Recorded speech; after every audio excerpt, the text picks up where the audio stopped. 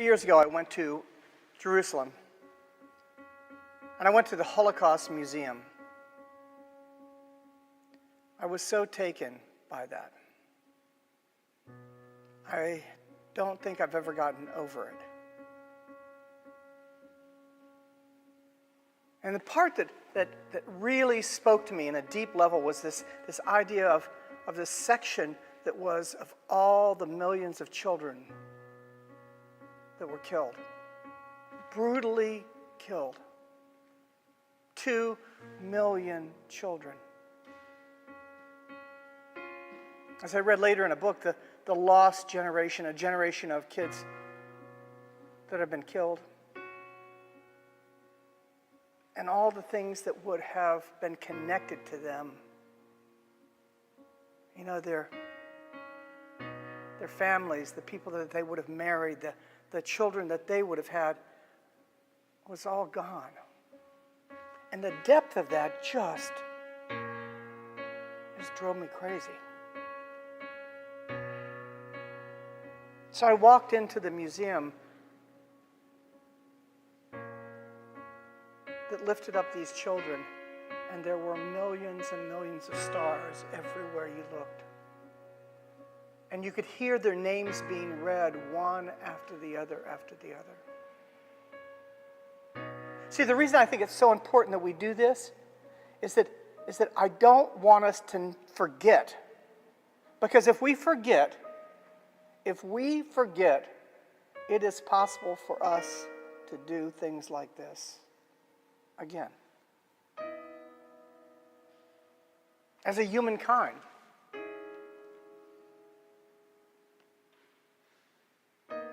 You know, one day after I'd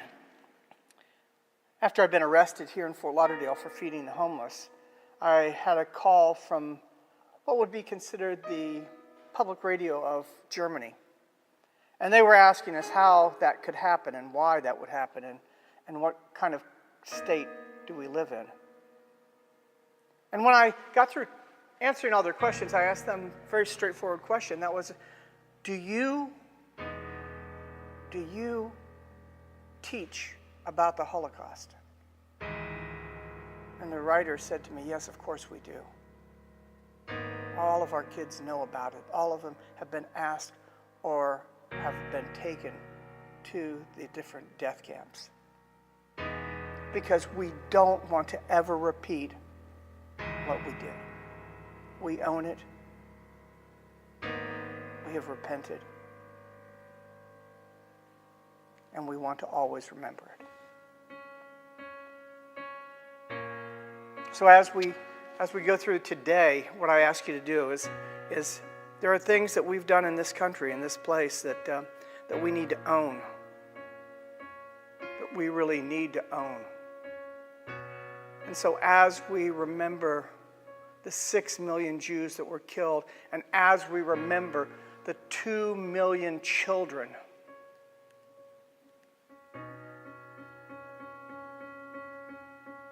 do not forget to take a look at ourselves. There are things that we have done that we need to own. Or, dear God, we may do them again.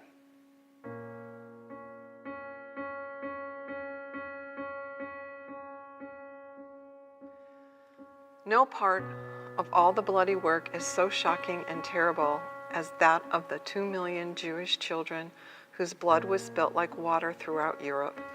How they were separated by force from their mothers who tried to hide them, murdered and thrown out of trucks in the camps, torn to pieces before their mothers' eyes, their little heads smashed on the ground. These are the most terrible passages of the tale of slaughter.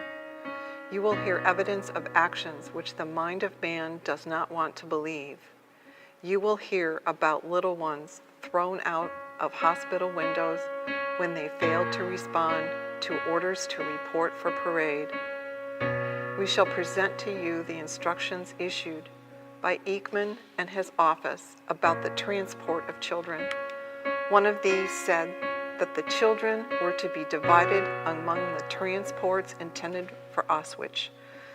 Children of 14 were considered independent, for purposes of transport to the extermination camps.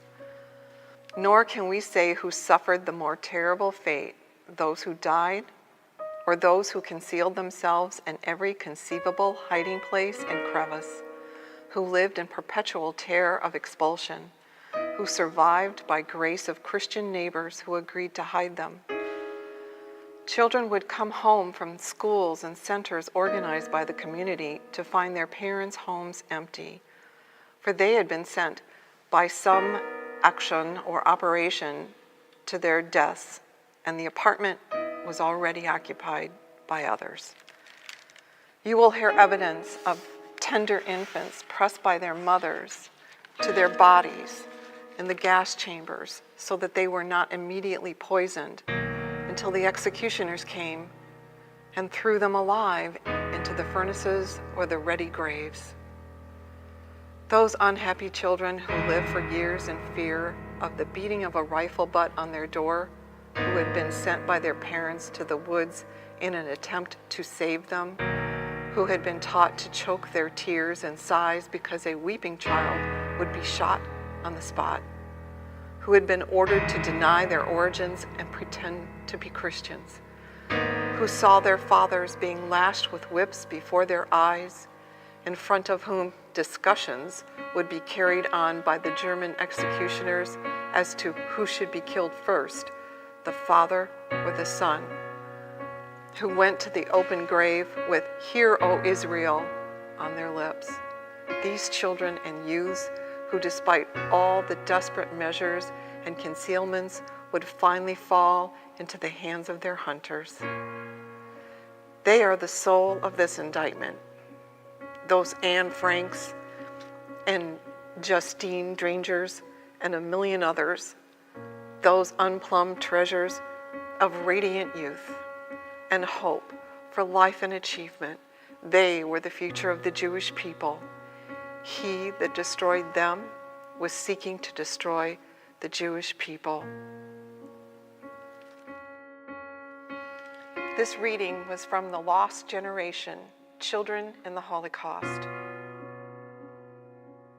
So we separate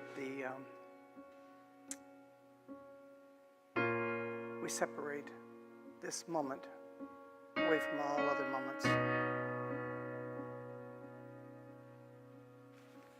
To remember that 6 million of our brothers and sisters were killed.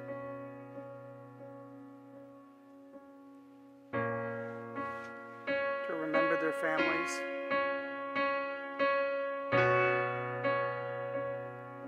To remember their faith.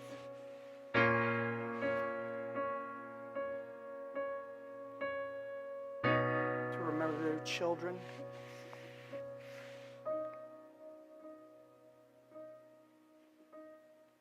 To remember their cries.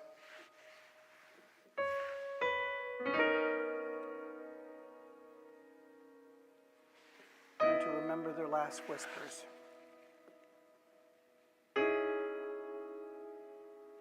We pray silently for them.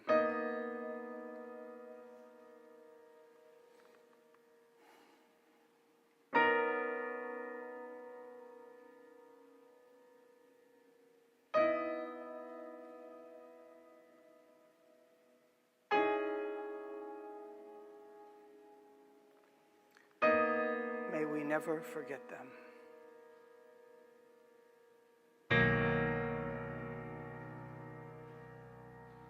May we never forget them.